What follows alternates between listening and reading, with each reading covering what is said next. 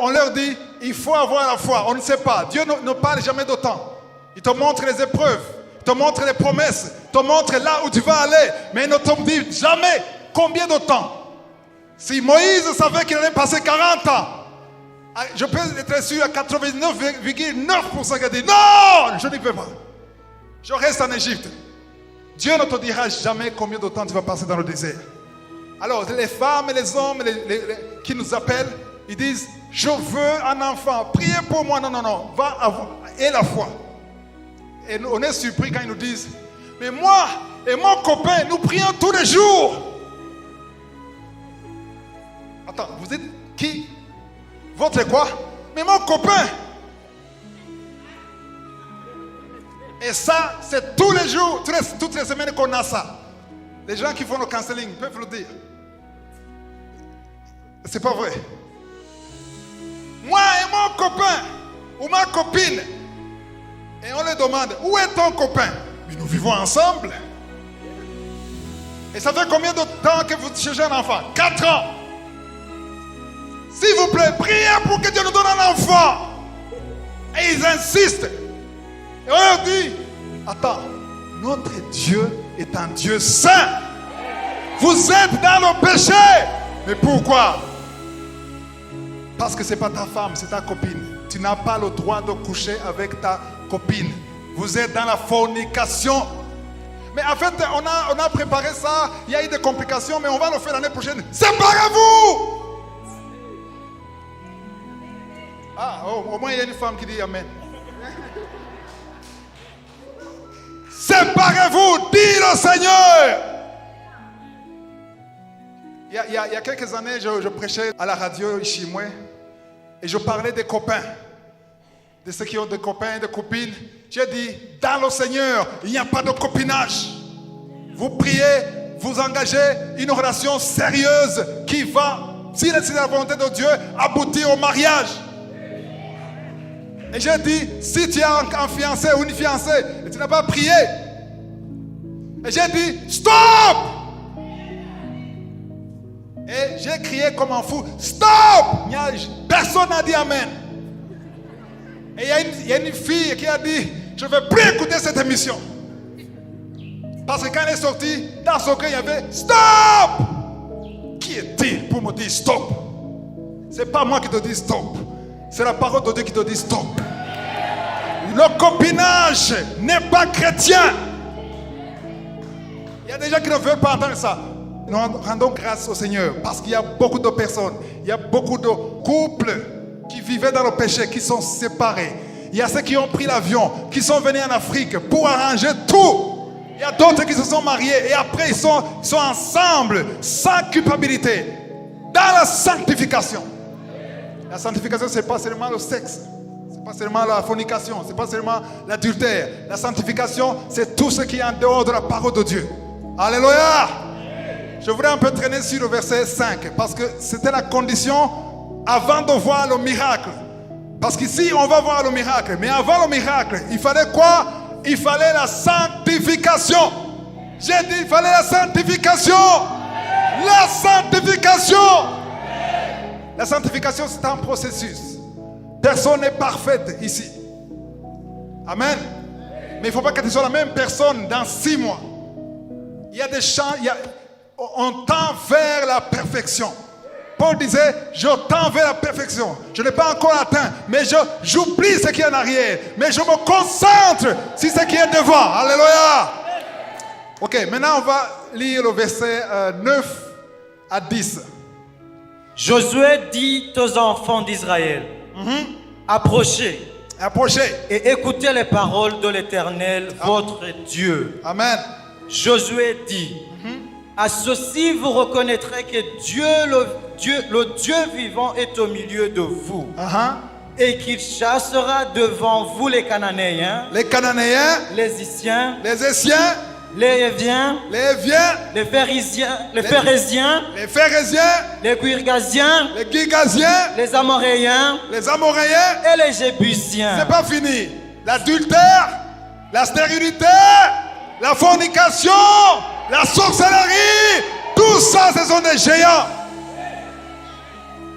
On a cité 7 géants. Mais les 7, c'est le chiffre de la plénitude. Ton géant n'est pas forcément mon géant. Mais il y a un géant démon qui bloque ta vie. Il y a quelque chose qui est conforme à la volonté de Dieu. Dieu veut que tu sois complètement délivré de la masturbation, que tu sois délivré de l'adultère. Dieu veut que ton mari soit sauvé. Dieu veut que ta femme soit sauvée. Dieu veut que ton pays soit sauvé. La volonté de Dieu, selon 2 Pierre 3:9, c'est que tout le monde, je dis tout le monde soit sauvé. Que tout le monde arrive à la repentance. Mais si ce n'est pas fait, c'est parce qu'il y a des géants. Il y a un géant qui bloque ta vie. Il y a un géant qui bloque tes finances. Il y a un géant qui bloque tes enfants. Il y a un géant qui bloque les promesses de Dieu. Alléluia. C'est pour ça qu'on a cité 7 sortes de géants. Mais ton géant n'est pas forcément le géant de ton voisin. Chacun de nous a un géant. Et nous voulons que son géant soit détruit au nom de Jésus. Si vous avez la foi, ton géant. Si tu as la foi, ton géant sera détruit au nom de Jésus. Alléluia. Lisons le verset 10. Répète un peu le verset 10. Voici, l'arche de l'alliance du Seigneur de toute la terre va passer devant vous dans le Jourdain. Maintenant, Amen. Prenez 12 hommes parmi les tribus d'Israël. Ok. L'arche de l'alliance représente quoi? Jésus, oui, et la présence de Dieu. L'arche de l'alliance représente la présence de Dieu, ou Jésus, parce que la prière, toute prière sans Jésus est inutile. Aujourd'hui, il y a des enseignements sur YouTube qui disent qu'on n'a plus besoin de prier au nom de Jésus. Ces enseignements sont des enseignements démoniaques. Ce sont des enseignements antéchrist. Alléluia. Oui, ils disent, nous sommes co-héritiers avec Jésus. Oui, nous sommes co-héritiers avec Jésus. Mais tout genou doit fléchir avec le co-héritier. Ah, ils n'ont pas compris ça. Ils disent, nous sommes égaux.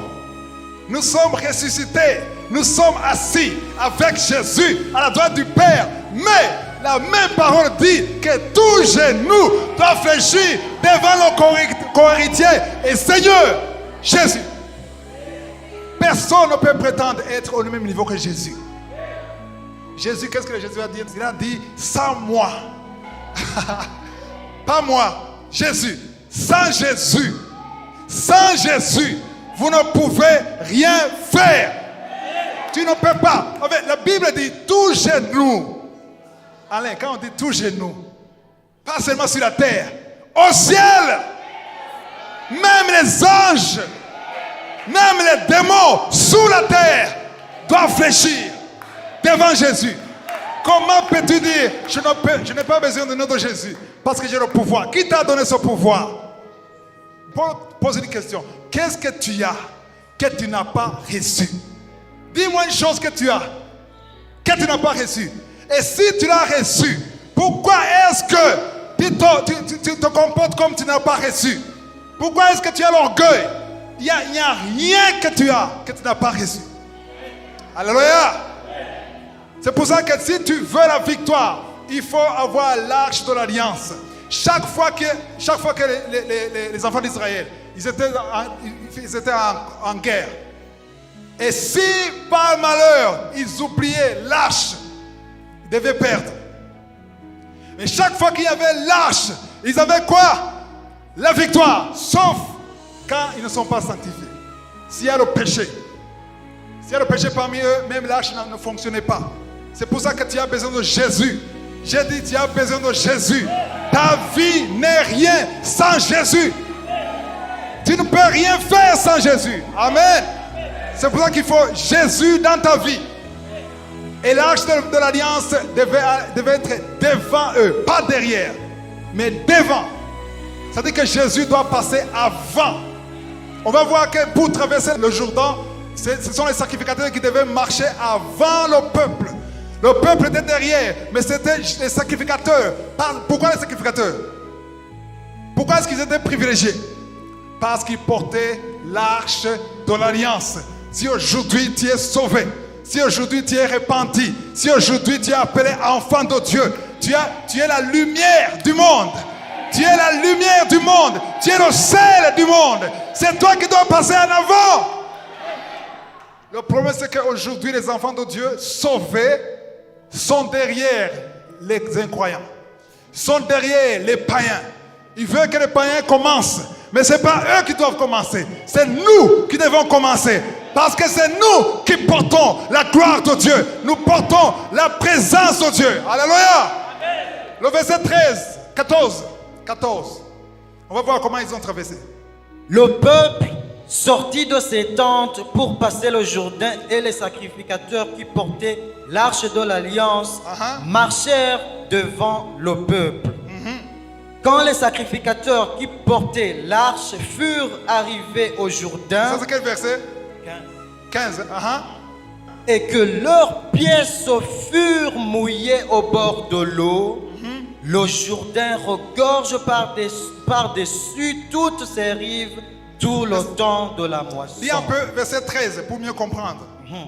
Et dès que les sacrificateurs qui portent l'arche de l'Éternel, le Seigneur de toute la terre, poseront la plante des pieds dans les eaux du Jourdain, les eaux du Jourdain seront coupées.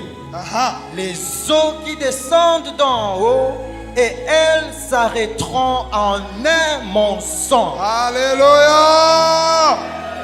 Quand ils ont traversé, les autres, le peuple, ils étaient où? Avant, ils étaient dans les tentes. Il faut lire tout le chapitre. Ils étaient dans les tentes et ils observaient le spectacle des sacrificateurs. Qui observe qui? Amen. Vous ne comprenez pas. On n'est pas là pour observer, pour admirer les gens du monde. On n'est pas là pour envier les gens du monde. Les gens du monde sont censés nous envier parce que nous avons la vie. Nous portons la vie. Nous portons la gloire de Dieu. Le peuple était dans les tentes. Mais les sacrificateurs ont porté l'arche de l'alliance. Et qu'est-ce qui s'est passé? On a lu. Qu'est-ce qui s'est passé?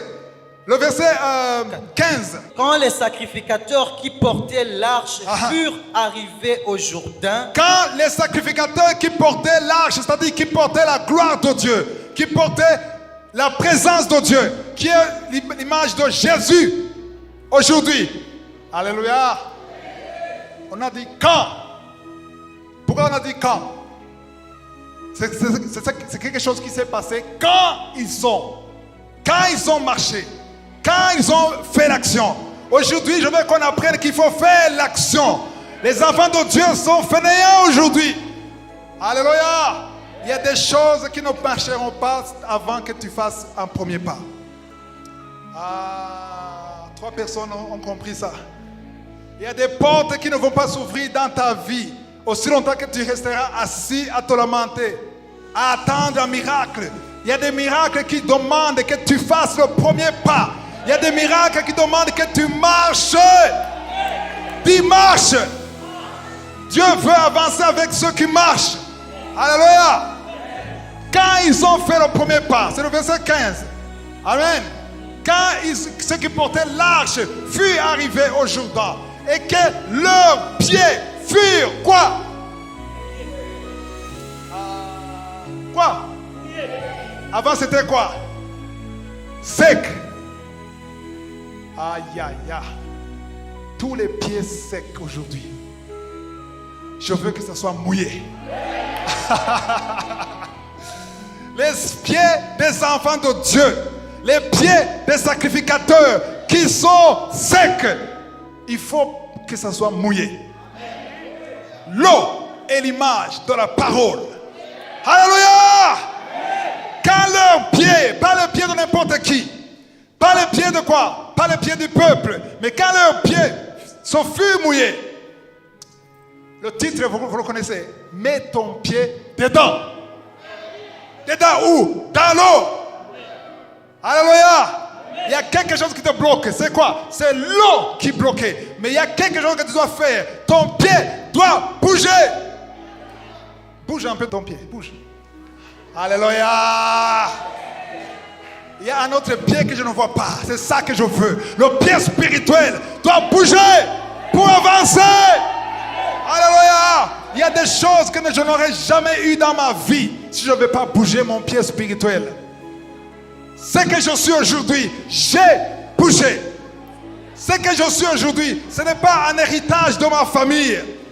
C'est parce que j'ai compris qu'il faut bouger. Aïe, aïe, aïe.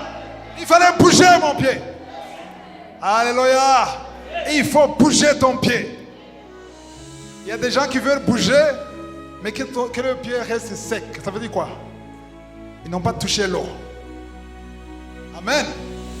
Les sacrificateurs sont partis avant avec l'arche. Et quand ils ont bougé le pied, et quand le pied a été mouillé, bouger ça ne suffit pas, mais il faut que ce soit mouillé. Alléluia. Gardez le verset 15 s'il vous plaît. C'est très important. Quand le pied fut mouillé au bord de l'eau. Vous ne comprenez pas. On ne parle pas quand ils étaient au milieu de l'eau. Quand ils étaient au bord. Quand ils étaient au commencement. Quand ils étaient au commencement, le pied était mouillé et l'eau a disparu. Ah, vous ne comprenez pas. Il fallait qu'elle bouge. Il fallait qu'elle touche l'eau. Il fallait faire quelque chose. Wow! En 2013, ça faisait 10 ans qu'il y avait un géant qui avait bloqué tous mes voyages. Jusqu'en 2003, je voyageais beaucoup. J'allais en Afrique du Sud, j'allais à Dubaï. À partir de 2003, c'était bloqué. 10 ans. Même les passeports là de 5 ans, c'était expiré. En 2003, au début de l'année, Dieu m'a dit à travers une sœur une chrétienne qui est en Europe. Il m'a dit que Dieu bénisse tous tes voyages en 2013. C'était en 2013, début de l'année. Et quand il a parlé, l'Esprit de Dieu m'a dit, je vais ouvrir la porte. Maintenant, tu vas encore voyager. J'ai dit, comment est-ce que je vais voyager? Je veux que tu fasses le premier pas. Quel pas? Moi, je n'ai pas l'argent. Dieu me disait d'aller aux États-Unis. Je n'ai pas l'argent pour aller en Amérique. Il m'a dit, qu'est-ce que tu as? Comme il disait à Moïse. Moïse avait quoi? Une verge, un bâton. Et Dieu m'a dit, qu'est-ce que tu as? Va acheter. Est-ce que tu peux acheter un passeport? Oui, je peux l'acheter. Va acheter. Le lendemain, j'étais à la PAF, au bureau de l'immigration. J'ai acheté le passeport. Et quand je l'ai acheté, j'ai dit, Seigneur, je l'ai déjà acheté. Va mener à l'ambassade. Parce qu'il faut que tu ailles aux États-Unis. Aux États-Unis, il y a quelqu'un que j'ai ordonné. Oh, comme Dieu a dit au corbeau. Il a dit, j'ai ordonné à quelqu'un qui est aux États-Unis. Et quand tu le verras, quand tu fourreras le pied, alléluia, ta vie va changer. Et tu vas voyager comme tu n'as jamais pensé. J'ai dit, quelqu'un m'a dit, quelqu'un que tu ne connais pas. Ça, c'est un peu fou. J'ai pris le passeport. Je suis allé sur Internet. J'ai demandé le rendez-vous. Et il y a un papa que je respecte, qui est vraiment chrétien, qui est sage. Il m'a dit, tu vas où? Je vais aux États-Unis, à l'ambassade.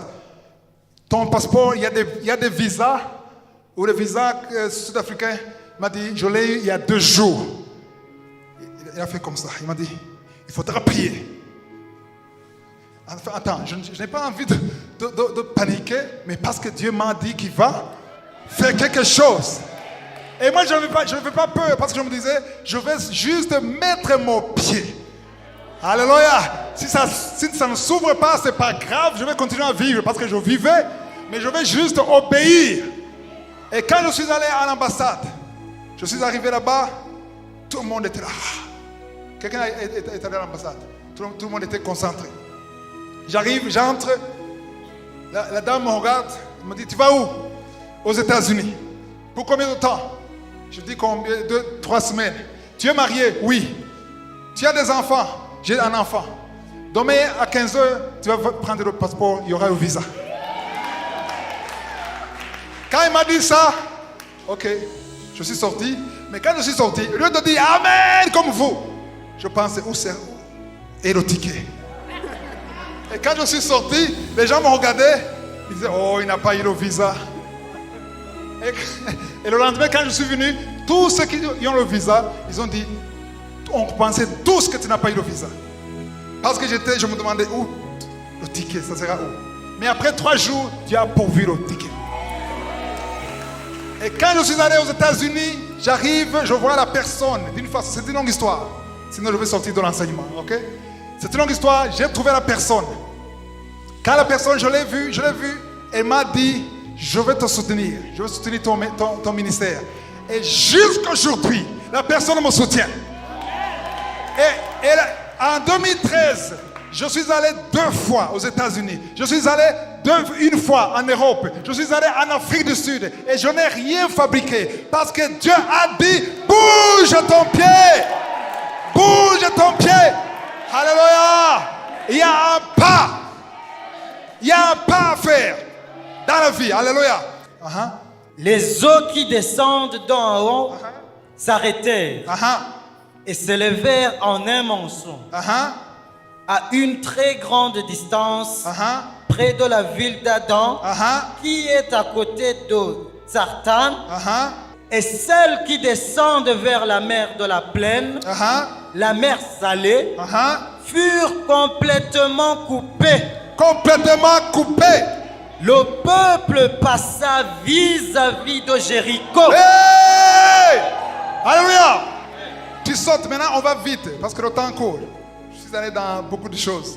Matthieu 14, c'est important de comprendre qu'il faut faire un pas de la foi. Alléluia! Il y a quelque chose que je veux dire. Il y a ceux qui disent, pourquoi est-ce que tu parles souvent de la foi, de la prière?